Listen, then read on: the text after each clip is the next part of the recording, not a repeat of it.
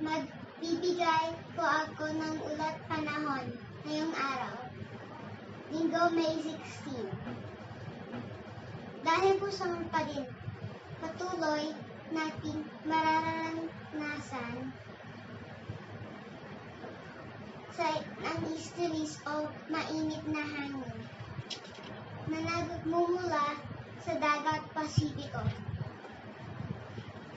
Maaari itong magdulot ng kalat-kalat na nagpag-ulan, pagkulog at pagkidlat sa Eastern Visayas. Dito naman sa Metro Manila ay mababa ang tsansa sa pag-ulan at maasahan ang patuloy na mainit na panahon.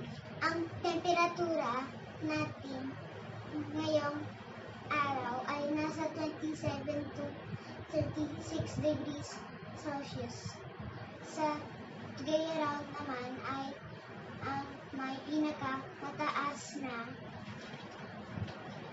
temperatura na aabot sa 39 degrees Celsius. Wala naman pong nakikitang sama ng panahon o bagyo. Ito po ang ating 3-day forecast sa Metro Manila. Sa Lunes po ay mababa ang tsansa sa ng ulan. Ngunit sa Martes at Miyerkules ay may mga isolated at panandaliang rain showers sa mga hapon at gabi.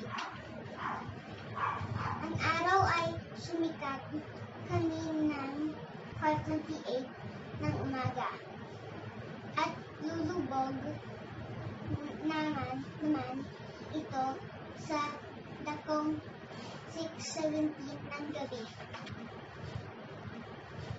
Para po sa karagdagang impormasyon, i-like at i-follow ang DOST social media pages.